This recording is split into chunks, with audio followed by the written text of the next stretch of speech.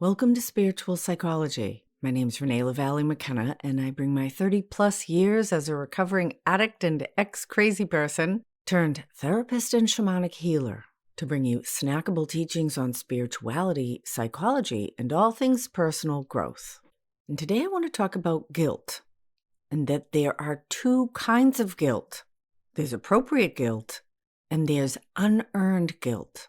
And guilt is a really powerful feeling tied to deeper beliefs, values, and thought patterns. And like a lot of difficult or uncomfortable feelings, guilt is usually so uncomfortable, we just do whatever we're habitually used to doing to get away from the feeling. At least that's what I always did. And the thing about feelings is that they hold tremendous information. And if we don't take the time to be consciously and deeply present with our feelings, we often don't get the deeper information that they hold.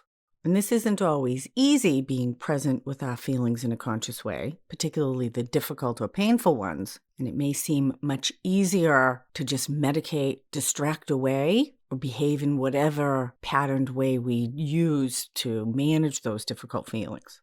But looking deeply at our guilt is really important, especially if we're on any kind of path of personal growth or recovery.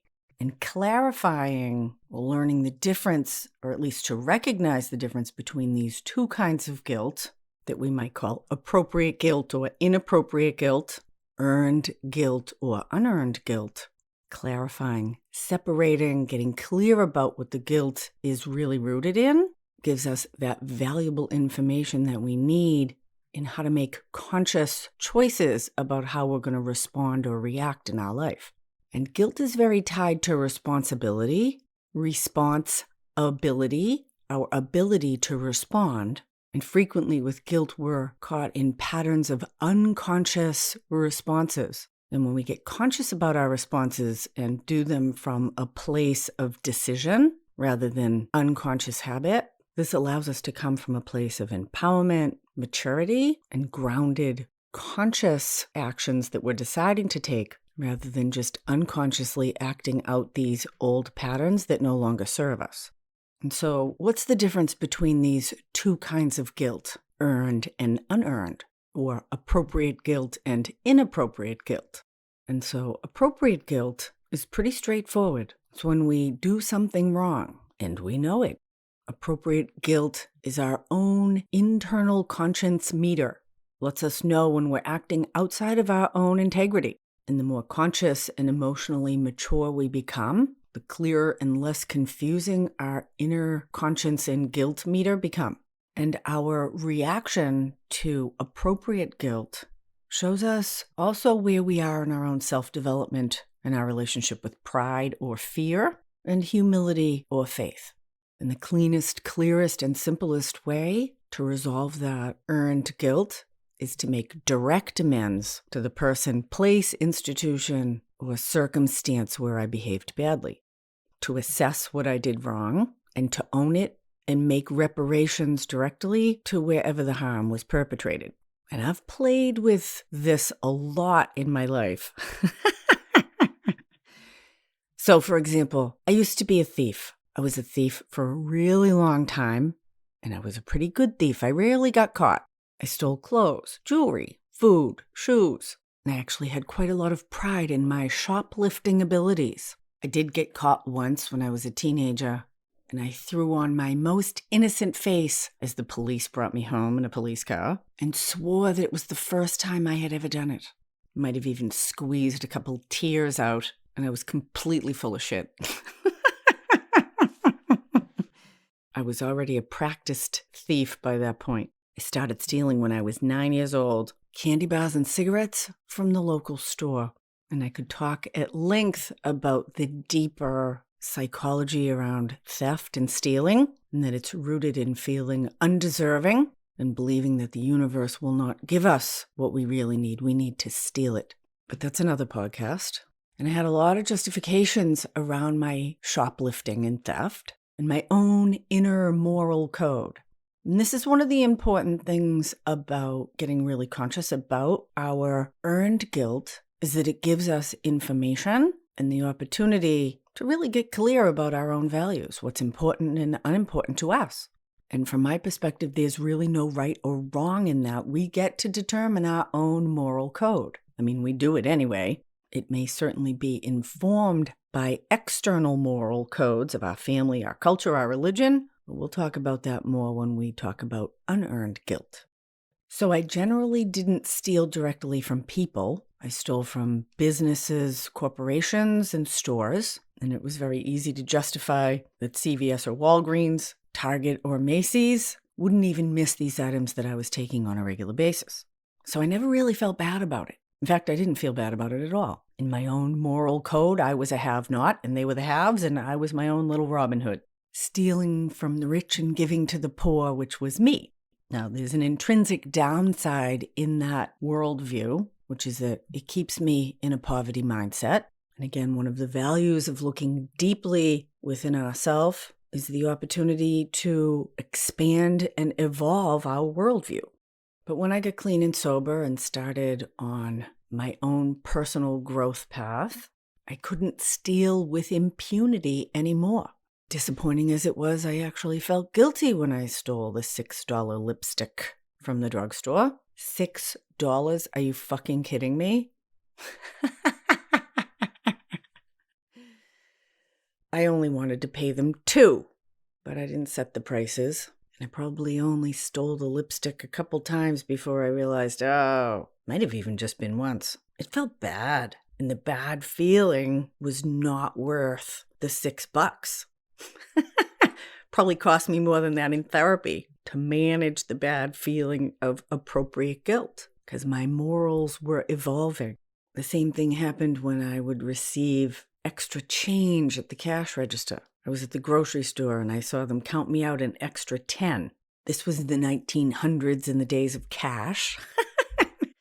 Now it's not an issue because I never carry cash. Everything's electronic. But anyway, the girl counted me out an extra 10 and I saw it happen and I thought, score! And I walked out of the store feeling richer for my $10 and this girl's mistake.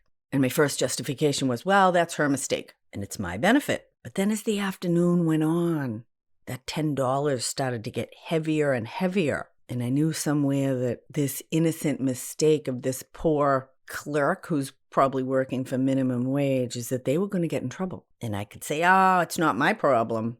It was their mistake. Yeah, but I saw it happen. I was consciously aware. And there was actually a little bit of stealing in that. And on the ultimate level, there are no secrets in the universe. Everything is recorded. We don't get away with anything, which is such a bummer if you're a liar, a cheat, and a thief, like I was. Always hoping to get away with something. But I have clearly come to experience that the easier, softer way is to live a life of integrity. And it's much more beneficial. Pulls me out of poverty mindset.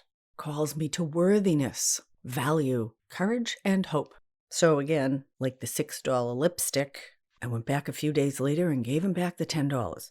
I don't know if the girl got in trouble, but that $10 bill became like a bad dog following me down the street. And I wanted to kick that puppy to the curb. And returning that $10, making those direct amends, was actually food for my soul and my own self-development. And one of the really profound processes that is laid out in the 12 steps is in steps 8 and 9. In step 8, we make a list of all the persons we have harmed and become willing to make amends to them. And in step 9, we go out and make those direct amends wherever possible, unless it's going to cause more harm to other people. Not if it's going to harm ourselves, if it's going to harm other people. And although you can go to a priest and confess your sins, you can go to temple on the Day of Atonement, making direct amends where we have done harm is one of the most profoundly transformative practices that I have experienced. And the best way to do it is face-to-face, emails and texts, unless the person won't see you in person. It's just not as powerful. And when we honestly and humbly own what we have done wrong, it clears the karma. And it can actually be transformative for the other person as well, because it's an unusual exchange that most people have never experienced. And I have more than once had the opportunity to make amends to another person for harms I've done to them. And it's really healing and transformative for them as well. just to be in that resonance of honesty and grace. I don't ask for forgiveness. I'm just being honest and shining the light on my own shadow. And then it's not shadow anymore. And it actually becomes a source of strength. Because from a spiritual standpoint, courage and self-responsibility turn humiliation into humility, turn avoidance into grounded presence and courage, and turn lack into gain. It's a character-building experience. And once character is built, no one can take it away from us. And as I grow in character, I grow in my strength and fortitude as a person.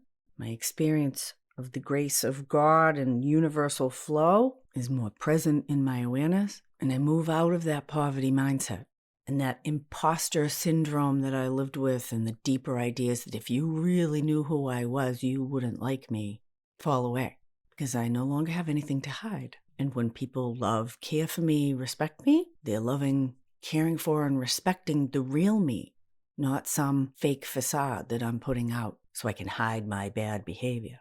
So, appropriate guilt is tied to our own value system and sense of integrity, and when we go outside of it, we feel bad. And it's about our relationship with ourselves.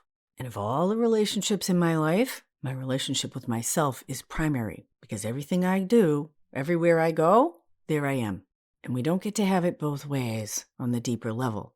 I can't be secretly out of integrity and hope to get the benefits of integrity, because again, there are no secrets in the universe.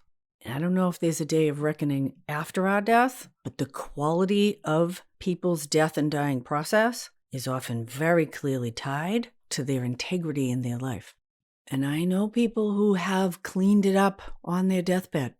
Dear friend's nephew was dying of brain cancer in his early 30s, and he'd struggled a lot with addiction and mental illness. He'd been really abusive and neglectful, been in and out of prison, and he had a couple of kids with different women that he didn't show up for as a father. And as his disease progressed and it became clear that he was not going to survive, he had the opportunity to make amends to the mother of his 6-year-old daughter and to that girl. He was able to acknowledge and own his destructive behavior in the family with different family members. It was quite profound and beautiful. My sense is that he was not able to fully forgive himself, but he'll get to work that out in future lifetimes, I guess. But from my perspective, he pulled it out of the toilet as best he could in this one, and it was really beautiful to see. And he died with loving people around him rather than in a 2-bed hotel, alone face down with a needle in his arm. He had a good death. We should all aim for that. And owning our appropriate guilt can be an important part of that process. So now about unearned guilt, inappropriate guilt. And this is guilt that's externally imposed from the larger system or structures that we're a part of. The unwritten codes, relational agreements, the family expectations that are never spoken, the cultural or religious taboos that are part of institutions that we were born into. And if those external value structures align with our internal value structures, that's fine. Then those things become a part of our appropriate guilt. But if those external structures don't align with our own internal authentic value systems, then we have a misalignment of integrity, and it can cause a lot of inner conflict. And because this inappropriate or unconscious guilt is part of a habit or a pattern, we often don't really even understand what's happening or feel like we have the power to change it. And this is where getting conscious about our feelings and separating appropriate from inappropriate guilt is really, really helpful and powerful. And it might be important to notice that what I'm calling unconscious guilt is actually part of our limbic brain, I think. Humans are social creatures, and at a time early in our evolution, tribal or village or clan culture was completely tied to our survival. And we needed to operate as a unit, as a group, in order for the well-being of everyone to be taken care of. If everybody was off doing their own thing, there might not be enough food, shelter, warmth, water to be able to sustain the population. And one of our innate functions as social beings is that we energetically or emotionally or behaviorally attune to other people. Like the idea that water seeks its own level, Energetically, we naturally want to attune with other people so that we're all kind of on the same page. Makes things easier and more comfortable. And one of the ways to understand unearned or unconscious guilt is that it's a signal in our body that we're acting outside of the group expectations. And those group expectations can be really strong and powerful, even though they're usually unspoken, although they certainly may be codified as laws, taboos, and even directly expressed expectations. A lot of times they're not. If you've been going to mother's house for Christmas for the last 20 years and you've come to hate it and you don't want to go, but you feel guilty for not wanting to go, that's inappropriate guilt. That the family, or even just mother herself, their external expectations may not align with your own inner integrity, especially if those relationships are dysfunctional. And stepping outside or going against the tribal family, religious, or clan culture can be really uncomfortable in our bodies. And it may upset other people because, again, this more tribal structure is about safety, expectations, obligation to the group. It's not about individual development at all. It's about your responsibility to tribal survival or to make sure mom doesn't have an uncomfortable feeling. I have a client who's making tremendous positive change in her life and decided to stop drinking and has begun a really powerful path of self-transformation. It's beautiful and very inspiring. They had to go to a work conference. And there were a couple of big drinking events. Normally they would be participating, and they did fine not drinking at the events, but when they went back to their hotel room, they had this weird guilt. And it's because they were stepping out of the social norm that everybody was getting all sloppy and drunk. And a lot of people don't like it when you start to evolve because it points to their own devolution. And it's extreme misery loves company. And as we start to evolve and resonate up the consciousness scale, it becomes really obvious the dissonance of people stuck in dysfunction. They can even feel attacked by that because their low development becomes obvious as we start to emanate more light, cast more shadow. Now, in an optimal circumstance, and I have seen this in families, when one person begins to do their self-growth work, others are inspired by it, and it heals and evolves the whole system. Over and over, I have seen a wife get sober, and then the husband gets sober, and then the kids get into therapy, and even grandma starts doing better, goes to Al-Anon, stops taking Valium all the time. And then there's other circumstances, and this was my experience, where one person gets better and the family can't handle it. They are not interested in looking at themselves, and they reject or eject the person out of the system. And the kind of middle path, which is probably the most common, is that one person will grow and develop, and then the whole system will kind of recalibrate itself to adjust to that.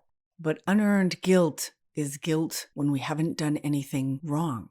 It's inappropriate guilt when it calls us to act outside of our own integrity, to adhere to these external structures, codes, rules, expectations that don't align with our own value system.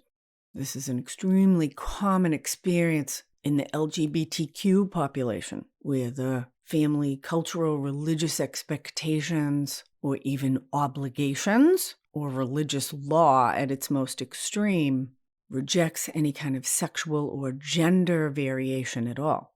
Johnny can't have a boyfriend, and Susie better dress like a girl. And if you don't do that, terrible things are going to happen. God gets all fucked up, apparently, which is not true. In fact, there's plenty of gay animals in nature. In fact, there's a beautiful children's book, And Tango Makes Three. It's a children's book about two male penguins from the Central Park Zoo in New York. And the zookeepers give them an egg that they help hatch and raise to be a healthy part of the penguin colony.